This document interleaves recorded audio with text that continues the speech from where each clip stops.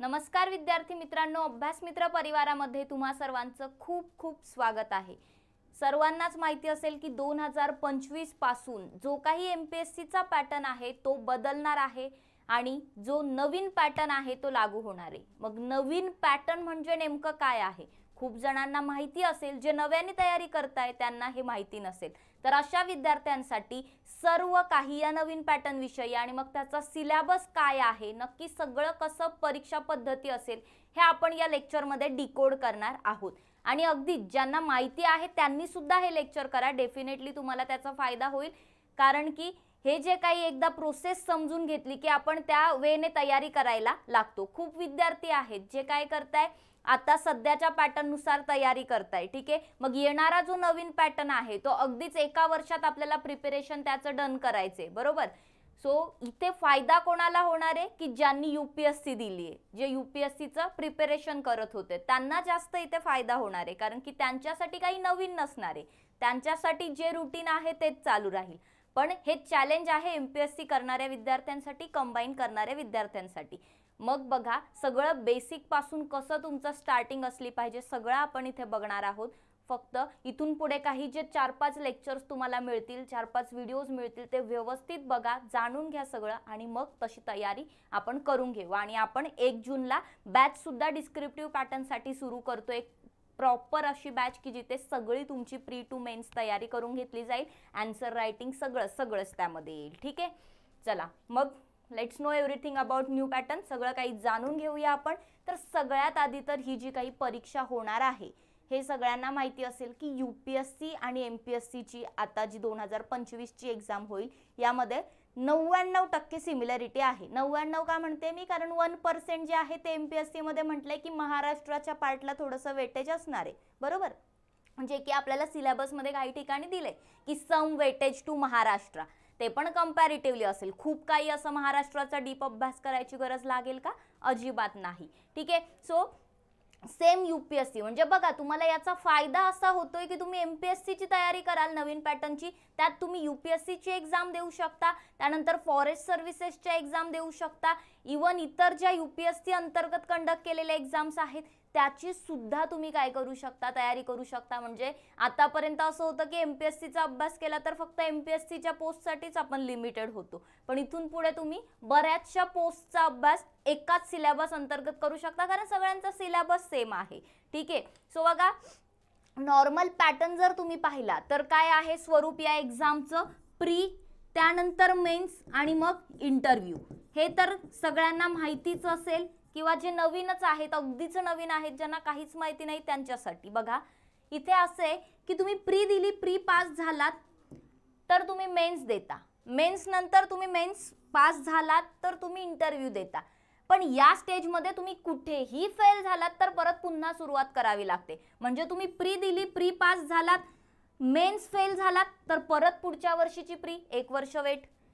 Pre दिली, men's pass झालात, men's pass झाल्यानंतर पुन्हा इंटरव्ह्यूला गेलात, इंटरव्ह्यू मध्ये फेल झाला। ऍक्च्युअली इंटरव्ह्यू मध्ये फेल होतं असं नाही म्हणू शकत, कारण मेन्सचे आणि इंटरव्ह्यूचे मार्क्स जे आहेत ते दोन्ही कंबाईन करून मेरिट लागतं, पण तरी कमी आला स्कोर, सो मेरिट मध्ये आलेच नाही, परत प्री पासून स्टार्ट करा। प्री दिली, प्रीलाच क्वालिफाय नाही झालात, पुढच्या वर्षीची प्री द्या। म्हणजे हे सगळं असं चक्र चालू राहतं जोपर्यंत तुम्ही तिन्हीही क्रॉस करत नाहीत। सो आपल्याला हे तिन्ही टप्पे पार पाडायचे आहेत आणि आपल्याला त्या मेरिट मध्ये यायचंय, बरोबर। मग बघा, हे जे चक्र आहे यामध्ये पहिल्यांदा होते ती म्हणजे प्री। सो प्री म्हणजेच पूर्व परीक्षा। सो सध्या तरी आयोगाने असा कोणता बदल केलेला नाहीये की 2025 ची पूर्व परीक्षा आणि 2024 ची पूर्व परीक्षा ह्या दोन्हीही सारख्याच आहेत, ॲज इट इज आहेत, सेम टू सेम आहेत, म्हणजे त्याच्यामध्ये काही बदल झालेला नाहीये, ठीक आहे। सो जसं प्रीचा जे पेपर आहे तो 400 मार्क्सचा असणार आहे, 400 गुणांचा जो पेपर आहे यामध्ये तुम्हाला 200 गुण हे पेपर 1 म्हणजे GSचा पेपर आणि 200 गुण हे पेपर 2 म्हणजे CSATच्या पेपरला असणार आहे। UPSC मध्ये CSAT क्वालिफाईंग आहे, MPSC ने पण तेच केलंय। CSAT कसा आहे, क्वालिफाईंग आहे। जर तुम्हाला माहिती असेल तर CSAT मध्ये 80 प्रश्न असतात, प्रत्येक प्रश्न हा 2.5 मार्कांचा असतो, बरोबर। आणि यामध्ये जर बाकी तुम्ही पाहिलं तर जे काही शेवटचे 5 प्रश्न असतात ते आपले डिसिजन मेकिंग, त्याला नेगेटिव्ह मार्किंग नसते. उरलेले 75 प्रश्न जे आहेत यांना 1/4 इतकी नेगेटिव्ह मार्किंग आहे. म्हणजे 4 प्रश्न चुकले तर एक बरोबर उत्तर जे आहे त्याचे मार्क्स मायनस होतील. इकडे सगळे जे आहेत 200 मधून सगळे 100 प्रश्न असणार. 100 प्रश्नांमधून प्रत्येकी 4 प्रश्न चुकले तर 1 मार्क कमी होणार. एक प्रश्नाचं एक बरोबर उत्तराचे मार्क्स कमी होणार. म्हणजे 2 गुणांना इथे एक प्रश्न असतो. 100 क्वेश्चन जीएस मध्ये 2 मार्क्स इच, बरोबर, 2 मार्क्स इच. सो असं प्रिलियम्सचं स्वरूप असतं. ठीक आहे. एकाच दिवशी दोन्ही पेपर असतात. सकाळी तुमचा जीएसचा पेपर होतो, दुपारी तुमचा सीसॅटचा पेपर होतो. हे झालं प्रिलियम्सच्या पॅटर्न विषयी. त्यानंतर येणार आहे तुमची 2025च्या पॅटर्न नुसार प्री नंतर जी मेन्स होणार आहे. आता जी मेन्स होत होती ती एमसीक्यू स्वरूपात, इथली प्रिलियम्स ही एमसीक्यू स्वरूपातच असेल, पण जी मेन्स आहे ती एमसीक्यू पॅटर्नवर नसणार आहे. ती आता कशी असेल 2025 मध्ये? रिटन एक्झाम असेल, लेखी स्वरूपामध्ये असेल. आन्सर्स, डिस्क्रिप्टिव्ह आन्सर्स, म्हणूनच डिस्क्रिप्टिव्ह पॅटर्न म्हटलंय. उत्तरं लिहावी लागणार आहेत आपल्याला, बरोबर. मग ही जी उत्तरं आपल्याला लिहावी लागणार आहेत तर ही लेखी परीक्षा होणार आहे, ज्याचे टोटल मार्क्स असतील 1750. बघूया आपण प्रत्येक सब्जेक्टचं बघूया. सध्या एवढं लक्षात घ्या की ही मुख्य जी असेल लेखी परीक्षा ती 1750 मार्क्सची असणार आहे. म्हणजे 1750 मार्क्स तुम्हाला लिहायचे, लिहून मिळवायचे. सगळे तर नाहीच मिळत, पण तुम्हाला एवढ्या मार्क्सचं प्रिपरेशन करायचे. मग याच्यामध्ये एकूण 9 पेपर होणार आहेत. किती? 9 प्रश्नपत्रिका असतील, 9 पेपर असतील. त्यामध्ये तुमचे 4 जीएसचे पेपर, मराठी इंग्रजी व्याकरण, आणि त्यानंतर एसेचा पेपर आणि 2 ऑप्शनल. ठीक आहे. असे 9 पेपर जे आहेत ते लेखी परीक्षेचे असणार आहेत. आणि या व्यतिरिक्त मुलाखत, इंटरव्ह्यू हा जो थर्ड पार्ट आहे किंवा तिसरा टप्पा आहे, तर मुलाखत याला व्यक्तिमत्व तपासणी म्हटलं जातं. ठीक आहे. तर ही जी मुलाखत आहे ती आत्तानुसार जर तुम्ही गेलात 2024 पर्यंत एमपीएससी ची मुलाखत ही 100 मार्कांची होत होती, पण आता 2025 मध्ये ही मुलाखत 275 गुणांची असणार आहे. सो 275 मार्क्सला काय असेल? इंटरव्ह्यू असेल. आता यामध्ये बघा हे दोन्ही मिळून, मग हे दोन्ही मध्ये जितका स्कोर आलाय तो मिळून तुमची मेरिट लागते, तुमची फायनल लिस्ट लागते, तुम्ही सिलेक्ट झालाय की नाही. सो ती टोटल 2025 गुणांची काय आहे? मेरिट लागते 2025 गुणांमधून. ठीक आहे. सो प्री, मेन्स, मेन्स कशी, रिटन आणि त्यानंतर इंटरव्ह्यू, हे 3 टप्पे बेसिकली असणार आहेत या परीक्षेचे. ठीक आहे. मग आता हा एक एक टप्पा जो आहे तो आपल्याला पार करत जायचे. वर्षभराचं ते शेड्यूल असतं, सगळं आपल्याला आधीच मिळतं कॅलेंडर की कधी एक्झाम असेल, कधी काय असेल. मग आपल्याला तशी तशी तयारी करायची असते. ही सगळी तयारी आपण तुमच्याकडून करून घेऊया. आता आपण जी काही मुख्य परीक्षा आहे त्याचं स्वरूप सुद्धा काय करूया? जाणून घेऊया. मी तुम्हाला म्हटलं एमपीएससी ची प्री जी आहे ती प्री 200 मार्क्सची असते. बरं, 200 मार्क्सची असते, त्यामध्ये 2 मार्काला एक प्रश्न असतो, 100 प्रश्न असतात. ठीक आहे. काय सिलेबस आहे? सेम जो आता आहे तोच इथून पुढे सुद्धा असणार आहे, ॲटलिस्ट 2025 साठी तरी. म्हणजे ॲटलिस्ट आतापर्यंत तरी काही बदल केलेला नाहीये त्यामध्ये. मग काय सिलेबस आहे एमपीएससीच्या प्रीचा, पूर्व परीक्षेचा काय सिलेबस आहे? तर बघा, राज्य, राष्ट्रीय व आंतरराष्ट्रीय महत्त्वाच्या चालू घडामोडी, करंट अफेअर्स, बरोबर. चालू घडामोडींवरती प्रश्न येतात, 15 प्रश्न असतात. सो हा एक महत्त्वाचा भाग आहे. मग यामध्ये सगळ्याच स्वरूपाच्या चालू घडामोडी तुम्हाला कराव्या लागतील. पुढे भारताचा इतिहास व भारतीय राष्ट्रीय चळवळ महाराष्ट्राच्या सारांशासह. म्हणजे इथे जर तुम्ही पाहिलं तर इथे तुम्हाला इतिहास दिलेला आहे सिंपली, आणि त्यामध्ये महाराष्ट्राचा इतिहास सुद्धा इन्क्लुडेड आहे, हे लक्षात ठेवा. तसंच भारताचा भूगोल, जगाचा भूगोल आणि महाराष्ट्राचा भूगोल. ठीक आहे. प्राकृतिक, सामाजिक, आर्थिक सगळं भूगोल जे आहे, जिओग्राफी यामध्ये येणार आहे. त्यानंतर भारत आणि महाराष्ट्र, राज्यशास्त्र व प्रशासन, म्हणजे थोडक्यात पॉलिटी, बरोबर. मग यामध्ये तुम्हाला संविधान, कॉन्स्टिट्यूशनचा अभ्यास करायचे, राजकीय प्रणाली कशी आहे, कशी प्रोसेस असतात सगळ्या, पंचायती राज, बरोबर, आणि नगर प्रशासन, सार्वजनिक धोरण, हक्क यांच्याविषयीचे प्रश्न जे आहेत ते सगळं पॉलिटीमध्ये आपण कव्हर करूया. सो हे पॉलिटी येणार. त्यानंतर आर्थिक व सामाजिक विकास, शाश्वत विकास, दारिद्र्य, समावेशन, लोकशाही, सामाजिक क्षेत्रातील उपक्रम इत्यादी.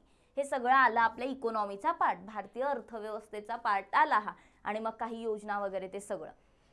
तसंच एक आहे पर्यावरण, बरोबर, एन्व्हायरमेंट. काय पर्यावरण परिस्थितिकी, जैवविविधता आणि हवामान बदल यांच्यावरील सर्वसाधारण प्रश्न. बघा स्पष्ट दिलंय की विषय विशेषज्ञांची गरज नाही, म्हणजे तुम्हाला सब्जेक्ट स्पेशलायझेशनची गरज नाहीये. जनरल जीएस आपल्याला इथे अभ्यासायचं आहे. अगदी खोलात जायचंय का? नाही, ते आपल्याला मेन्स ऑप्शनल मध्ये डीप मध्ये जायचे. इथे काय करायचं आपल्याला? फक्त जनरल गोष्टी बघायच्या आहेत. पण अगेन मी जनरल म्हणते म्हणून वरून घेऊ नका. तुम्हाला माहितीये, ज्यांनी परीक्षा दिली त्यांना माहितीये जनरल म्हणजे पण आहेच, ते करावं लागतं व्यवस्थित. ठीक आहे. आणि सामान्य विज्ञान. ठीक आहे. मग याच्यामध्ये फिजिक्स आलं, केमिस्ट्री आलं, बायोलॉजी आलं, बरोबर, मानवी रोग आले. सो हे सगळं सामान्य विज्ञान मध्ये कव्हर होतं. तर या प्रकारे जर तुम्ही पाहिलं तर जे आपले 10वी पर्यंत सब्जेक्ट होते म्हणजे विज्ञान, पर्यावरण, त्यानंतर इकॉनॉमी, बरोबर, पॉलिटी, हिस्ट्री, जिओग्राफी, बाकी करंट अफेअर्स तुम्हाला ऍड आहे. सो हे सर्व विषय जे आहेत किंवा हे जे घटक आहेत यांच्यावरती आपल्याला एमपीएससीच्या पूर्व परीक्षेमध्ये प्रश्न विचारले जातात. हा झाला पेपर 1 200 मार्क्सचा. बरं, पूर्व परीक्षेत पेपर दुसरा पण असतो, जो पेपर 2 आहे तो पण 200 मार्कांचा असतो. तो असतो सीसॅटचा पेपर, ज्याच्यामध्ये 2.5 मार्काला एक प्रश्न असतो. टोटल 80 प्रश्न असतात. मग यामध्ये काय विचारलं जाईल तर यामध्ये तुम्हाला आकलन करायला लावलं जातं पॅसेजेसचं.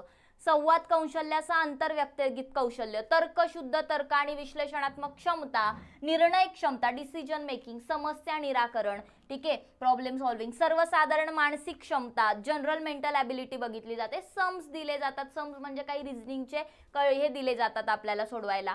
मूळ संख्याता, अंक आणि त्यांचे संबंध. आता मग इथे मॅथ्सचा पार्ट आला, 10वी लेवलचं मॅथ्स विचारलं जातं. ठीक आहे. मग तक्ता, आलेख, कोष्टक किंवा जी काही माहिती दिली आहे ती त्याची पर्याप्तता तपासणे किंवा इतर गोष्टी, डेटा इंटरप्रिटेशन वगैरे. आणि मग मराठी आणि इंग्रजी भाषा आकलन कौशल्य. ठीक आहे. सो हे पण 10वी 12वी स्तरावरचं विचारलं जातं. सो थोडक्यात इथे काय दिलं जातं बेसिकली, एक जो आपण बुद्धिमत्ताचा पेपर सोडवायचो स्कॉलरशिपला किंवा तुम्ही नवोदय वगैरेचे पेपर सोडवले असेल, सो त्यामध्ये जे होतं ते जनरल गोष्टी आहेत, फार काही कठीण नाही. ठीक आहे. सो हे जे आहे हे झालं सीसॅट. आता सीसॅटच्या पेपर विषयी एक महत्त्वाचं लक्षात ठेवायचं आहे. काय तर सीसॅटचा पेपर जो आहे तो जरी 200 गुणांचा असला तरी ते 200 गुण किंवा तुम्हाला जी काही प्रिलियम्स आहे या प्रिलियम्सचे पूर्व परीक्षेचे मार्क्स हे तुमच्या फायनल लिस्ट मध्ये काउंट करतात का? नाही. पूर्व परीक्षा ही फक्त क्वालिफाईंग स्वरूपाचीच आहे. क्वालिफाईंग म्हणजे काय तर तुम्ही मुख्य परीक्षेला पात्र आहात की नाही हे चेक करण्यासाठी पूर्व परीक्षा होते. जर तुम्ही पूर्व परीक्षेमध्ये कट ऑफ क्रॉस केली किंवा तुम्ही ती कट ऑफ रीच केलात तर तुम्ही मुख्य परीक्षा देऊ शकता, अदरवाइज देऊ शकत नाही. मग पूर्व परीक्षेमध्ये जो जीएस पेपर 1 आहे किंवा पूर्व परीक्षेचा जो पेपर 1 आहे जीएसचा पेपर, त्यामध्ये तुम्हाला एक कट ऑफ लागते. ती कट ऑफ तुम्हाला हे करावी लागते. ठीक आहे. मग वॉट एव्हर ती काही असेल, 110 मार्क असेल, कधी 105 मार्क असेल, कधी 93 92, डिपेंड्स कॅटेगरी वाईज ती कट ऑफ लागते. ठीक आहे. सो ही जी काही कट ऑफ आहे ती पेपर 1 साठी, आणि त्याच्या पुढे तुम्हाला मार्क्स असतील तुम्ही मेन्स देऊ शकता. पण कधीही पूर्व परीक्षेचा पेपर चेक होण्याआधी काय होणार? सीसॅटचा पेपर चेक होणार. हा सीसॅटचा पेपर जो आहे तो पूर्व परीक्षेची कट ऑफ पार करण्यासाठी मोजला जात नाही. तो त्यातल्या त्यात अजून क्वालिफाईंग पेपर आहे. असा क्वालिफाईंग की सीसॅट मध्ये तुम्हाला फक्त 33% मार्क्स काढायचे. 33% म्हणजे किती? 200 पैकी 66 गुण तुम्हाला सीसॅट मध्ये पडले पाहिजे. जर 66 गुण असतील तरच तुमचा पेपर 1 चेक होणार पूर्व परीक्षेचा, अदरवाइज पेपर 1 चेक होणार नाही. म्हणजे सीसॅट हा क्वालिफाईंग आहे. सो या 200 पैकी सीसॅट मध्ये 66 गुण तरी तुम्हाला पडले पाहिजे. पडतात तेवढे नॉर्मल बेसिक गोष्टी केल्या तर पडतात, पण खूपच दुर्लक्ष केलं की एक क्वालिफाईंगच आहे सोडून द्या, नाही चालत. मग याच्यात तुम्ही फेल होता आणि मग काहीच फायदा होत नाही. तुम्हाला इकडे जर 66 गुण नाही पडले आणि पेपर 1 मध्ये जर तुम्हाला 150 जरी मार्क्स असतील तरी त्याचा काही फायदा होणार नाही, कारण इथे क्वालिफाय आधी झालं पाहिजे. हा पेपर जर क्वालिफाय असेल तरच तुमचा जीएसचा पेपर चेक होईल. ठीक आहे. इथपर्यंत क्लिअर? सो अगेन प्रीचे मार्क्स काही फायनल लिस्ट मध्ये काउंट होणार नाहीयेत, पण मेन्सला क्वालिफाय होण्यासाठी प्रीचा GS1 चे मार्क्स इम्पॉर्टंट आहेत. मग आता हे झालं क्वालिफाईंगचा पार्ट. आपण प्रीचं स्वरूप पाहिलं पूर्व परीक्षेमध्ये, जीएस आणि सीसॅटचं स्वरूप पाहिलं, त्यामध्ये काय सिलेबस असतं सगळं आपण इथे पाहिलेलं आहे. मग आता सपोज तुम्ही प्रीचा टप्पा ओलांडलेला आहे, तुम्ही प्री पास झालेला आहात, तुम्हाला सीसॅट मध्ये 66 पेक्षा जास्त गुण आले आणि जीएस 1 मध्ये पण तुम्ही कट ऑफ जी होती ती क्रॉस केलेली आहे. मग आता मेन्सचं स्वरूप जर तुम्ही पाहिलं तर मेन्समध्ये मी तुम्हाला जसं सांगितलं तसं 9 पेपर असतात. एक असतो पेपर 1 आणि पेपर 2 हे ग्रामरशी रिलेटेड असतात, व्याकरणाचे विषय आहेत, मराठी व्याकरण आणि इंग्रजी व्याकरणाचे हे पेपर असतात. हे जे 2 पेपर आहेत यांचे 300 गुणांचे हे पेपर असतात. कोणते? मराठी आणि इंग्रजी व्याकरण. आता यामध्ये पण काय असतं काय ते आपण सगळं बघूयाच. पण हे जे व्याकरणाचे पेपर आहेत अगेन हे सुद्धा क्वालिफाईंगच आहेत. म्हणजे मेन्स जसं सीसॅटचं होतं प्रीच्या वेळी की तुम्ही सीसॅट क्वालिफाय असाल तरच तुमचं जीएस चेक केलं जाईल, तसं मेन्समध्ये तुम्ही जर हे 2 पेपर चेक केले आणि याच्यात जर क्वालिफाय असाल तरच तुमचे पुढचे जीएसचे पेपर चेक होतात, अदरवाईज चेकच होत नाही. सो सगळ्यात मेन आहे इथे क्वालिफाय होणं. अगेन फारसं कठीण नाहीये, पण दुर्लक्ष करायचं का? अजिबात नाही. सो बेसिक गोष्टी, जनरल गोष्टी करायच्या त्या करायच्याच आहेत. सो पेपर 1 आणि पेपर 2, पेपर 1 हा मराठीचा असतो, पेपर 2 इंग्रजीचा असतो. मग हे जे पेपर आहे ते 300 मार्क्सचे असतात. 10वी लेवलचे ग्रामर यामध्ये तुम्हाला विचारलं जातं, साधारण 3 तासाचा वेळ याला असतो. अगेन यांच्यामध्ये मग क्वालिफाईंग आहे, तर कसं क्वालिफाईंग? 25% मार्क्स याच्यात पडले पाहिजे. किती गुण पडले पाहिजे? 300 पैकी 25%. आहे पॉसिबल, पडतील एवढे. 10वी पर्यंत तर पास झालोय ना, सो एवढे तर पडू शकतात आपल्याला. सो अगेन वर्णनात्मक डिस्क्रिप्टिव्ह स्वरूपाचा हा पेपर असतो, रिटर्न असतो. ठीक आहे. मग आता हे पेपर जे आहेत समजा ते तुम्ही क्वालिफाय झालात तरच तुमचे पुढचे पेपर चेक होतात. पुढचे कोणते पेपर? तर पेपर 3 जो असतो तो तुमचा निबंधाचा पेपर असतो, एसेचा पेपर असतो. एसेचे मार्क्स जे आहेत ते तुमच्या मेरिट लिस्टसाठी काउंट होतात. तुमच्या टोटल स्कोअरमध्ये, फायनल स्कोअरमध्ये एसेचे मार्क्स काउंट होतात, निबंधाचे मार्क्स काउंट होतात. हा जो निबंध असतो त्यामध्ये 2 निबंध आपल्याला लिहायचे असतात, मोठमोठे. शाळेत 2-3 पानांचे लिहायचं तसं नाही, 10-12 पानांचे लिहा. ठीक आहे. खूप मोठे मोठे निबंध लिहावे लागतात. मग आता त्याची प्रॅक्टिस वगैरे सगळं काही करावं लागेल. बघू आपण एक एक विषयावर नंतर चर्चा हळूहळू सुरू ठेवूया. आता जस्ट आपण सुरुवात केली आहे. सो हा जो पेपर असतो अगेन निबंधाचा पेपर हा 250 मार्काचा असतो. 125 मार्क्सला तिथे 2 निबंध असतात. आणि ग्रॅज्युएशन लेवलचं तुम्हाला एक इथे निबंध आपण म्हणूया ज्यामध्ये तुम्हाला मराठी आणि इंग्रजी असे 2 हे असतात. तुम्ही म्हणजे तुमची जी काही माध्यम आहे ते मराठीत लिहू शकता निबंध किंवा इंग्रजीत लिहू शकता. बघा इथे फक्त तुम्हाला मराठीचा पेपर मराठीतच लिहावा लागतो, इंग्रजीचा पेपर इंग्रजीतच लिहावा लागतो. बाकी तुम्हाला इकडे चॉईस आहे, तुम्हाला कोणत्या भाषेत पेपर लिहायचा आहे ते तुमची चॉईस आहे. सो अगेन खूप जणांना डाऊट असतो की यूपीएससी मला इंग्रजीमधून देता येत नाहीये, मला इंग्रजी माझं चांगलं नाहीये, मग मी काय करू? मग मराठीतून द्या ना, आहे ऑप्शन. यूपीएससीची मेन्स तुम्ही मराठीतून देऊच शकता. सगळे पेपर ऑप्शन आहे तुम्हाला मराठीतून द्यायला. सेम इकडे एमपीएससी मध्ये पण तुम्ही मराठीतून देऊच शकता, मराठीतच द्यायचे. आणि ज्यांना इंग्रजीमधून एमपीएससी द्यायचे ते इंग्रजीमधून देऊ शकतात, त्यांच्याकडे पण ऑप्शन आहे. राईट. सो दोन्ही पर्याय उपलब्ध आहेत. सो तुमचं मीडियम जे असेल ते एक तुम्ही ठरवायचं आणि त्यानुसार पेपर द्यायचा. आता हे जे पुढचे सगळे पेपर जर तुम्ही मेन्सचे पाहिले तर 3-3 तासाचे पेपर असतात. एका दिवशी 2 मेन्सचे पेपर असतात. सो तेवढी मेंटली आपलं प्रिपरेशन पाहिजे. मग यामध्ये पेपर 3 जो आहे तो निबंधाचा असतो. ठीक आहे, 250 मार्क्सचा. आणि मग त्यानंतर जर तुम्ही पाहिलं तर तुमचे जीएसचे पेपर सुरू होतात. सो जीएसच्या पेपरमध्ये जीएस 1 जो असतो, जीएस 1 सामान्य अध्ययन 1 अगेन 250 मार्क्सचा असतो, 3 तासाची वेळ असते. त्यानंतर सामान्य अध्ययन 2 बघूया आपण, डिस्क्रिप्टिव्ह सिलेबस काय आहे यांचं सगळं बघूया.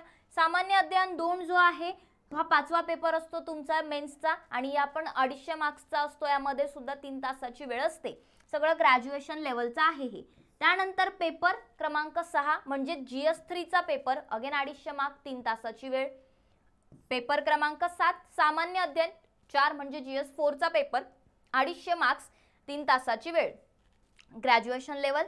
पेपर 8 जो असतो तो वैकल्पिक विषय म्हणजे काय, ऑप्शनल सब्जेक्ट. ऑप्शनल सब्जेक्ट बोलूया आपण यावर शेवटी. सो ऑप्शनल सब्जेक्टचे 2 पेपर असतात, पेपर 8 आणि पेपर 9. सो ऑप्शनलचा एक पेपर आणि दुसरा पेपर असे 2 पेपर असतात. 250 मार्क्सचे 2 पेपर असतात, 3-3 तासांचा वेळ याला सुद्धा असतो। मग हे आहे तुमचं डिस्क्रिप्टिव्ह। ह्याला सगळ्याला तुम्हाला ही सगळी मेन्स तुमची कशी आहे, रिटन स्वरूपाची आहे, लेखी स्वरूपाची आहे, लिहावं लागेल। ठीक आहे, सो हे जस्ट स्वरूप आपण इथे पाहिलेलं आहे। मग आता आपण थोडंसं व्यवस्थितपणे एकेकाचा सिलेबस सुद्धा बघूया। मीनवाईल तुमचे जे पण काही डाउट्स असतील सर्वांनी कमेंट करून विचारायचे, तुमचे डाउट्स आपण सॉल्व करूया। ठीक आहे, सो बघा जो काही पेपर 1 आणि 2 आहे, मी काय म्हटलं की पेपर 1 आणि 2 मराठी आणि इंग्रजी व्याकरण जे आहे त्या मराठी व्याकरणाचा पेपर मराठीत, इंग्रजी व्याकरणाचा पेपर इंग्रजीत लिहिणं कंपल्सरी आहे। मग आता हे जे 2 पेपर आहेत, हे 2 पेपर क्वालिफाईंग स्वरूपाचे आहेत, त्यांचे मार्क्स जे आहेत ते फायनल मेरिट लिस्टला काउंट होणार नाही। क्वालिफाईंग म्हणजे किती मार्क्स, 25% गुण पडले पाहिजे त्यांच्यापैकी। ठीक आहे, 300 पैकी 25% मार्क्स पडले पाहिजे, आणि जर तुमचं त्यामध्ये काही चुकलं तर नेगेटिव्ह मार्किंग सुद्धा आहेच, 1/4 एवढं गुण जे आहेत ते त्यामधून कमी होतात चुकीच्या उत्तरासाठी। ठीक आहे, सो आता त्यामध्ये काही पार्ट डिस्क्रिप्टिव्ह असतो, काही पार्ट तुमचा MCQ फॉर्म मध्ये पण येईल। ठीक आहे, सो ते आपण बघूया नंतर, किंवा तुम्ही आताही पाहिले पेपर्स तर तुम्हाला कळतील। सो यामध्ये जी काही मराठी व्याकरण, इंग्रजी व्याकरण आहे तर थोडंसं एक डिसिजन मेकिंग आणि प्रॉब्लेम सॉल्विंगचा जर पार्ट यातला सोडला तर बाकी मग ठिकाणी काय होतं, नेगेटिव्ह मार्किंग यामध्ये असते। ठीक आहे, सो हे झालं पेपर 1 आणि 2चं स्वरूप क्वालिफाईंग। मग तुमचं पेपर 1 आणि 2 जे आहे त्यामध्ये सिलेबस काय असतो, तर बेसिक तुम्हाला जे काही परिच्छेद पॅसेजेस दिलेले आहेत त्याचं आकलन करायचं, प्रश्नांची उत्तरं लिहायची, संक्षिप्त लेखन करायचं, बरोबर, सारांश वगैरे लिहायला येतं, छोटं करून 1/3 करून लिहायला येतं, परिपाठ आणि शब्दसंग्रह असतात, बरोबर, वोकॅबचा पार्ट असतो, लघुनिबंध लिहायला येतात, आणि ट्रान्सलेशन सुद्धा इंग्रजीचं मराठीत किंवा मराठीचं इंग्रजीत ट्रान्सलेशन सुद्धा करायला येतं। म्हणजे हेच तुम्हाला इथे काय असेल तर इंग्रजीच्या पेपरचं आणि मराठीच्या पेपरचं स्वरूप असेल। हे झाले व्याकरणाचे पेपर, हे येणार आहे तुम्हाला व्याकरणामध्ये। हे झालं पेपर 1 आणि 2। मग हे क्वालिफाईंग आहे, हे जर क्वालिफाय झालात तर तुमचं पेपर 3 एसे। ठीक आहे, आता एसेचा निबंधाचा जो पेपर आहे, हा निबंधाचा पेपर मी तुम्हाला म्हटलं की तुम्हाला 2 निबंध लिहायचे असतात, दोन्ही निबंधासाठी 4-4 विषय दिलेले असतात। सो या 4 विषयातून कोणता तरी एक लिहायचा, ह्या 4 विषयातून कोणता तरी एक, असे 2 निबंध लिहायचे। 125 मार्कला एक एसे असतो। ठीक आहे, मग अगेन इथे जर तुम्ही पाहिलं तर हे जे काही जीएसचा पेपर आहे, जो जीएसचा नाही एसेचा पेपर आहे, 300 मार्क्सचा 250 मार्क्सचा आहे, आणि या 250 मार्क्सच्या पेपरमध्ये तुम्हाला 2 एसे लिहायचे आहेत, 3 तासाचा वेळ आहे। ठीक आहे, आता एसेचा पेपर झाला की त्यानंतर मग असतो जीएसचा पेपर। सो जीएसचा पेपर जो आहे, जीएस 1, 2, 3, 4, ठीक आहे, मग यांचा सिलेबस महत्त्वाचा आहे। हा सिलेबस खूप इम्पॉर्टंट आहे, या सिलेबसच्या प्रत्येक टॉपिकचं प्रिपरेशन तुमचं झालेलं पाहिजे मेन्स देण्याआधी, किंवा मी तर म्हणते प्रीच्या आधी तयार राहा।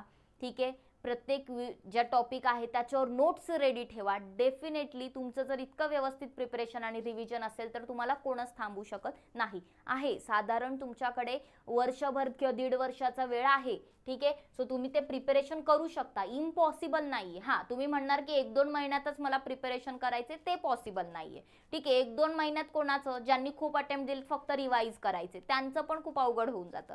सो तुम्हाला तर फ्रेशली स्टार्ट करायचे, सो तुम्ही काय करायचे, पूर्ण वर्षभराचा वेळ खूप डेडिकेशनने द्यायचा आहे। बाकी मधोमधी वेळोवेळी गाईड करायला आम्ही असूच।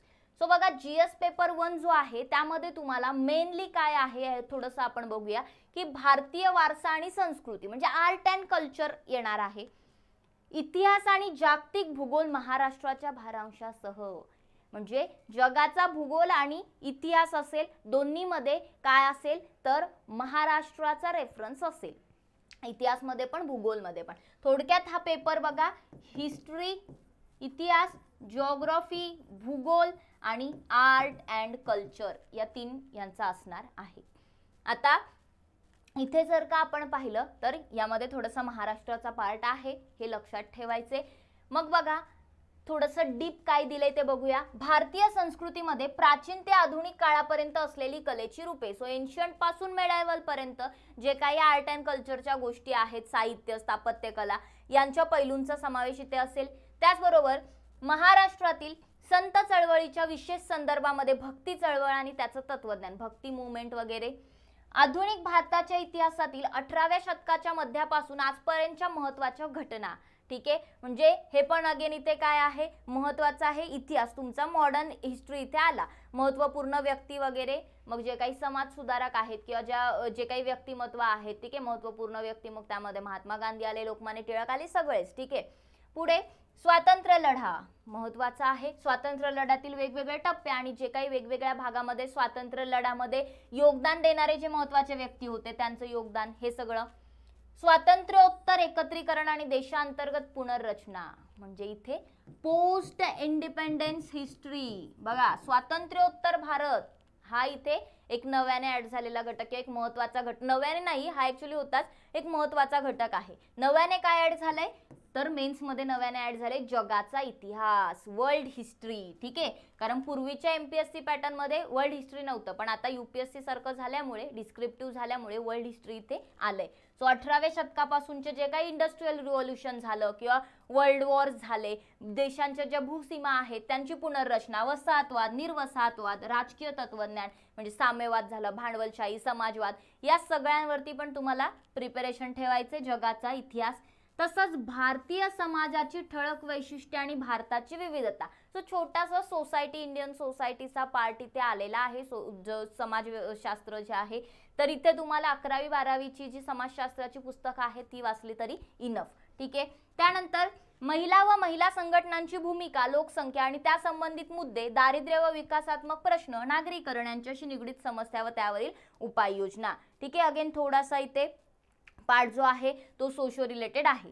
त्यानंतर मग जागतिकीकरणाचे भारतीय समाजावरील परिणाम, सामाजिक सबलीकरण, जातीयवाद, प्रांतवाद, धर्मनिरपेक्षता. सो तो सोसायटीचे जे पुस्तकं मी सांगितले 11वी 12वी ते वाचले तर त्यातून बऱ्यापैकी गोष्टी कव्हर होतातच. बाकी बघा कशासाठी काय वाचायचं हे सगळं बुकलिस्ट सुद्धा एक लवकरच नवीन व्हिडिओ तुमच्याकडे येईल ज्याच्यात सगळी बुकलिस्ट असेल.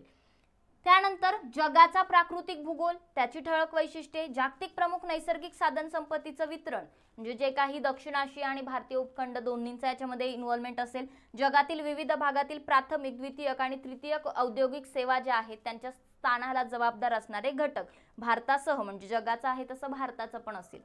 भूकंप, त्सुनामी म्हणजे सगळं आपल्या जे फिजिकल गोष्टी आल्या याच्यामध्ये. ठीक आहे, सो ही काही गोष्टी आहेत, या सगळ्यांवरती प्रश्न येणार, म्हणजे हे सगळं आपल्या सिलेबसचा पार्ट आहे. सो हा झाला तुमचा पेपर 1, जीएस पेपर 1. मग जीएस पेपर 2 मध्ये काय असेल, सो जीएस पेपर 2 हा पॉलिटीचा पेपर आहे असं आपण म्हणतो. मग त्यामध्ये प्रशासन आलं, गव्हर्नन्स आलं, कॉन्स्टिट्यूशन संविधान, राज्यशास्त्र आलं थोडंसं, मग पॉलिटी आली, त्यानंतर सामाजिक न्याय. ठीक आहे, त्यानंतर आंतरराष्ट्रीय संबंध म्हणजे IR आलं, जस्टिस आलं. ठीक आहे, त्यानंतर महाराष्ट्राचा काही वेटेज आहे इथे सुद्धा. सो अगेन भारतीय संविधान आहे, ऐतिहासिक पार्श्वभूमी, उत्क्रांती, वैशिष्ट्ये, सुधारणा, महत्त्वपूर्ण तरतुदी आणि मूलभूत संरचना.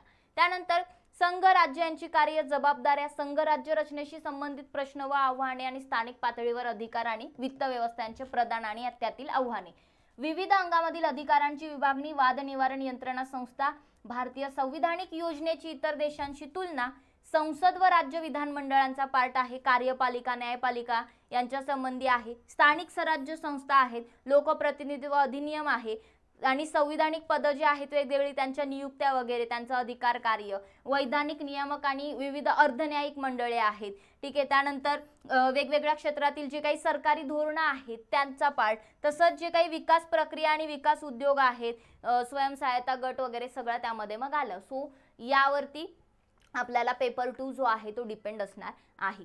सो पेपर 2 मध्ये एवढं काही आपल्याला येणार आहे. अजून काय काय आहे तर बघा यामध्ये अजून पण थोडा, कारण इंटरनॅशनल थोडासा मोठा पेपर म्हणूया. समाजातील दुबळ्या घटकांसाठी केंद्राच्या व राज्याच्या कल्याणकारी योजना, या योजनांची कामगिरी, यंत्रणा, कायदे, दुबळ्या घटकांच्या संरक्षणासाठी व लाभासाठी गठीत केलेल्या संस्था व मंडळे, आरोग्य, शिक्षण, मानव संसाधन. बघा जस्ट लोड घेऊ नका, जस्ट एकदा कानावरून जाऊ द्या. ठीक आहे, गो थ्रू करा. याची PDF, या सगळ्या सिलेबसची PDF जी आहे ती तुम्हाला आपल्या ॲप्लिकेशनवर मिळेल. अभ्यास मित्र नावाचं ॲप्लिकेशन प्ले स्टोअरवरून डाउनलोड करा, तिथे तुम्हाला हे सिलेबसची PDF मिळून जाईल. दारिद्र्य व उपासमार यांच्याशी संबंधित प्रश्न, प्रशासन, पारदर्शकता, उत्तरदायित्व, ई प्रशासन हे सगळं, तसंच मग यामध्ये नागरी सेवांची लोकशाहीमधील भूमिका, त्याचबरोबर भारत शेजारील राष्ट्र, हे मग थोडंसं तुमचा गव्हर्नन्सचा पार्ट आला. त्यानंतर मग भारताशेजारील राष्ट्र वगैरे, द्विपक्षीय, प्रादेशिक गट, जागतिक गट, हे सगळं आयआरचा पार्ट आला. विकसित विकसनशील देशांच्या धोरणांचा, राजकारणाच्या, भारताच्या हितसंबंधांवरती परिणाम वगैरे आणि महत्त्वाच्या आंतरराष्ट्रीय संस्था, हे सगळं मग आयआर मध्ये आलं. सो हे आपल्याला असणार आहे पेपर 2 मध्ये, जीएस पेपर 2 मध्ये.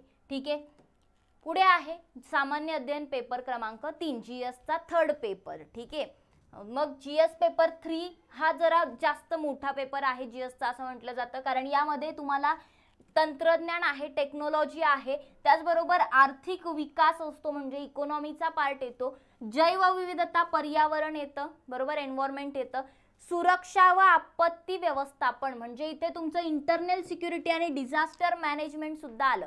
आणि यामध्ये महाराष्ट्राचं अगेन काही वेटेज आहे, सम वेटेज टू महाराष्ट्र.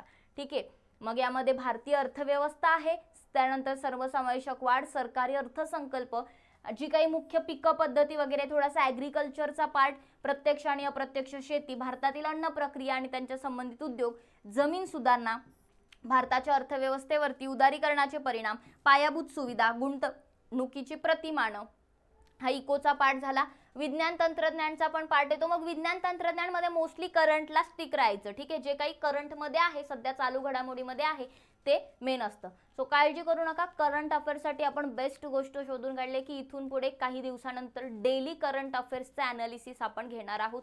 डेली आपण न्यूज ॲनालिसिस घेणार आहोत, हिंदू आणि जे काही आपलं लोकसत्ता आहे. ठीक आहे, सो एडिटोरियल पण आपल्यासाठी आता जे काही संपादकीय पानं असतात ती महत्त्वाची असतील, कारण की उत्तरं लिहायचे, सगळा डेटा आपल्याला गोळा करायचा आहे. मग माहिती तंत्रज्ञान झालं, त्यानंतर संवर्धन, पर्यावरणीय प्रदूषण आणि अवनती, आपत्ती व आपत्ती व्यवस्थापन, विकास आणि उग्रवादाचा प्रसार, अंतर्गत सुरक्षता आली, मग इंटरनल सिक्युरिटी, संप्रेषण जाळ्यामार्फत अंतर्गत सुरक्षितता. ठीक आहे, इथे डिझास्टर आहे. त्यानंतर सुरक्षा आव्हाने आणि सीमा क्षेत्रातील त्यांचे व्यवस्थापन आणि विविध सुरक्षा दले वगैरे, हे सगळं आलं पेपर कशामध्ये, तर पेपर 3 मध्ये. ठीक आहे, सामान्य अध्ययन जीएस पेपर 3. आणि मग जीएस पेपर 4 जो आहे, आतापर्यंत जर तुम्ही पाहिलं तर एमपीएससी मध्ये मेन्स मध्ये जीएस पेपर 4 हा काय होता, तर जीएस पेपर 4 हा आपला मानव संसाधन विकासचा होता, मानवी हक्क वगैरे. ठीक आहे, एचआरडी आणि एचआरचा होता. तर एचआरडीचा जो पार्ट आहे तो पेपर 2 मध्ये थोडासा टाकला, पण इथे पूर्ण पेपर 4 बदलला, जो झाला इथिक्स, नीतिशास्त्र, सचोटी आणि अभियोग्यता, इथिक्स, इंटिग्रिटी आणि ॲप्टिट्यूड. ठीक आहे, सो इथे जर तुम्ही पाहिलं तर अगेन मग यामध्ये तुम्हाला या सर्व ज्या काही कन्सेप्ट्स आहेत, मानवी मूल्य काय आहेत, किंवा मग जे काही लीडर्स होऊन गेलेले आहेत, ठीक आहे, त्यांच्या थेरीज, काही गोष्टींचा अभ्यास करावा लागेल. ठीक आहे, त्यानंतर ह्या ज्या काही अभिवृत्ती वगैरे या गोष्टी ज्या आहेत, किंवा भावनिक बुद्धांक, हे सगळे एक एक घेऊया, आपण सगळं शिकून घेऊया, काळजी करू नका, आम्ही आहोत. ठीक आहे, सो ह्या सर्व प्रशासनातील जे काही लोकप्रशासन, मग थोडंसं गव्हर्नन्सचा पण पार्ट येतो, त्यानंतर कसं प्रशासनामध्ये बिहेवियर असलं पाहिजे, आणि मग ह्या ज्या सगळ्या सिलेबस आहे याच्यावरचे जे केस स्टडीज असतात त्यामध्ये आपल्याला क्वेश्चन्स येणार आहेत. सो हा आहे तुमचा इथिक्सचा सिलेबस. मग हे झालं जीएस पेपर 4. ठीक आहे, आणि मग हे झाल्यानंतर तुमचे पेपर असतात ते म्हणजे ऑप्शनलचे 2 पेपर. अगेन 250 मार्काचे 2 पेपर असतात, 30 तास, सॉरी 3 तासाचा वेळ त्याला असतो. ठीक आहे, मग हे जे ऑप्शनलचे पेपर आहेत, मी तुम्हाला सजेस्ट करेल की लगेच ऑप्शनलच्या भानगडीत पडू नका. ठीक आहे, 2 कारणं आहेत. एक म्हणजे सध्या तुम्हाला सिलेबस जो आहे तो थोडासा पुढे जाऊ द्या. ठीक आहे, कोणत्या विषयात तुम्हाला इंटरेस्ट डेव्हलप होतोय किंवा कोणता विषय तुम्हाला आवडतोय अभ्यासायला, त्याच्यात अजून शिकायला तुम्हाला आवडेल, हे तुम्हाला कळेल यातून. ठीक आहे, हे मी कोणासाठी म्हणतेय, हे जे ग्रॅज्युएशन वगैरे करताय सध्या, फर्स्ट इयर, सेकंड इयर, त्यांच्यासाठी. आणि बरं, ज्यांनी ग्रॅज्युएशन कंप्लीट केलंय किंवा ज्यांचं पोस्ट ग्रॅज्युएशन पण झालंय, मग त्यांना सजेशन असेल, जर तुम्ही पॉलिटी, हिस्ट्री, जिओग्राफी अशा विषयांमध्ये जर तुमचं पोस्ट ग्रॅज्युएशन किंवा ग्रॅज्युएशन केलं असेल तर ऑलरेडी तुमचा बऱ्यापैकी अभ्यास झालाय तिकडेच. सो तुम्ही काय करू शकता, तेच विषय तुमचं ऑप्शनल म्हणून सिलेक्ट करू शकता. सो हे 2 पर्याय तुमच्याकडे आहेतच. बाकी कोणता ऑप्शनल सिलेक्ट करायचा काय, त्याच्यासाठी मार्गदर्शन आम्ही देऊच तुम्हाला. ठीक आहे, काही अडचणी आल्या तर तुम्ही डेफिनेटली कॉल मेसेज करूच शकता. बट ह्या ज्या 2 गोष्टी मी सांगितल्या त्या जास्त करून लक्षात ठेवा की नक्की आपल्याला इंटरेस्ट कुठे आहे, कारण की ऑप्शनलचा अभ्यास हा खूप डीप करावा लागतो. ठीक आहे, खूप डिटेल करावा लागतो. आणि पूर्ण आपल्याला 250 मार्काचे 2 पेपर लिहायचे आहेत. सो त्यासाठी आपल्याला इंटरेस्ट असणं महत्त्वाचं आहे. अदरवाईज आहे सिलेबस म्हणून रट्टा मारून काही होणार नाहीये. ठीक आहे. तुमच्याकडे 26 ऑप्शनलचे विषय आहेत, यातला तुम्ही कुठलाही विषय निवडू शकता. ठीक आहे. मग कृषी आहे, पशुसंवर्धन पशुविज्ञान आहे, मानवशास्त्र आहे, जीवशास्त्र, बायोलॉजी, रसायनशास्त्र, केमिस्ट्री, स्थापत्य अभियांत्रिकी म्हणजे इंजिनिअरिंग वगैरे बॅकग्राऊंड वाल्यांसाठी विद्युत अभियांत्रिकी सुद्धा आहे, वाणिज्य लेखाशास्त्र म्हणजे इथे तुमचं थोडंसं मग मराठी साहित्य पण आहे. ठीक आहे. त्यानंतर इथे लेखाशास्त्र वगैरे आहे, त्यानंतर म्हणजे स्टॅटिस्टिक्सचा पाठ पण आहे, त्यानंतर भूगोल आहे, भूशास्त्र, इतिहास, लॉ आहे, व्यवस्थापन, त्यानंतर गणित, मराठी साहित्य, यांत्रिकी अभियांत्रिकी, त्यानंतर वैद्यकशास्त्र आहे, तत्वज्ञान, भौतिकशास्त्र, राज्यशास्त्र आणि आंतरराष्ट्रीय संबंध, मानसशास्त्र, लोकप्रशासन, समाजशास्त्र, सांख्यिकी, प्राणीशास्त्र हे सगळे ऑप्शनल्स आहेत. मग बघा याला जास्त वेटेज आहे. सो प्री तुम्ही पास होऊ शकता. मी प्री बद्दल कोणालाही म्हणत नाही, प्री तुम्ही डेफिनेटली पास होऊ शकता, कारण की प्री तर सेमच आहे. पण प्रॉब्लेम येणार आहे मेन्समध्ये, कारण की ऑप्शनल वगैरे यांचं आपलं काहीच प्रिपरेशन नाही. हे सगळं झिरो पासून सुरू करायचं आहे आपल्याला आन्सर रायटिंग. सो जे UPSC करतात त्यांच्यासाठी म्हणून हा बेनिफिट असणार आहे की ते डिरेक्टली काय करू शकतात, इकडे शिफ्ट करू शकतात, एक्झाम देऊ शकतात, पास होऊ शकतात. का? एकतर कॉम्पिटिशन कमी असेल, इथे MPSCचे मुलं जास्त नसतील, आणि दुसरी गोष्ट म्हणजे त्यांचं ऑप्शनल वगैरे सगळं ऑलरेडी रेडी असेल, इथिक्स ऑप्शनल. मग आपल्याला यामध्ये उतरायचं असेल, जर आपण ठरवले आपल्याला ही परीक्षा द्यायची आहे, 2025चा अटेम्प्ट द्यायचा आहे, तर वर्षभर डेडिकेशनने आपल्याला अभ्यास करावा लागेल. सो यातला कुठलाही एक ऑप्शनल तुम्ही सिलेक्ट करू शकता, पण तरी लगेच घाई करू नका, थांबा थोडं. ऑप्शनल जो आहे तो साधारण तुम्ही ऑगस्टपासून सुरू करा. मी म्हणेल थोडे 2-3 महिने द्या वेळ. NCERT रीड करा, त्यानंतर काही बेसिक जे सब्जेक्टचे बेसिक पुस्तकं, आता सगळे पुस्तकं वगैरे तुम्हाला लेक्चर मिळेल त्यावर सुद्धा एक. सो त्यातून बघा ते पुस्तकं वगैरे तुम्हाला वाचायचे आहेत, आणि मग त्यानंतर तुमचं ऑप्शनल डिसाईड करून त्याला पण आपल्याला लागायचं आहे. सो या काही गोष्टी इथे तुम्हाला मी सांगितल्या, ज्या व्यवस्थितपणे बघा, विचार करा. ठीक आहे. आणि जर ठरवलंय करायचं तर मग ते करण्यासाठी आपली तयारी तितकीच पाहिजे, मेंटली आपण प्रिपेअर पाहिजे, कारण तुम्हाला खूप वेळ द्यावा लागणार आहे. या व्यतिरिक्त काहीही डाऊट्स असतील तर डेफिनेटली कमेंट बॉक्समध्ये तुम्ही कमेंट करू शकता. ही जी सिलेबसची PDF आहे ती तुम्हाला कुठे मिळेल, आपल्या ॲप्लिकेशनवर मिळेल, आणि लवकरच येत्या 1 जूनला आपण डिस्क्रिप्टिव्ह पॅटर्नवरती बॅच सुरू करतोय, आणि सोबतच यूट्यूबवरती सुद्धा आपले करंट अफेअर्ससाठी डेली करंट अफेअर्स जे न्यूजपेपरचं ॲनालिसिस सुरू होणार आहे, जे की डिस्क्रिप्टिव्ह पॅटर्नसाठी खूप गरजेचं आहे, मस्ट आहे. ठीक आहे. सो बाकी स्ट्रॅटजी वगैरे कशी असली पाहिजे काय, आपण लवकरच त्यावर सुद्धा बोलूया. Thank you very much. I hope तुम्हाला हे लेक्चर आवडलं असेल, गोष्टी समजल्या असतील, आणि काही डाऊट्स असले कॉन्टॅक्ट करू शकतात. थंबनेलवरती नंबर आहे, किंवा तुम्ही मेसेज करू शकता. Thank you very much.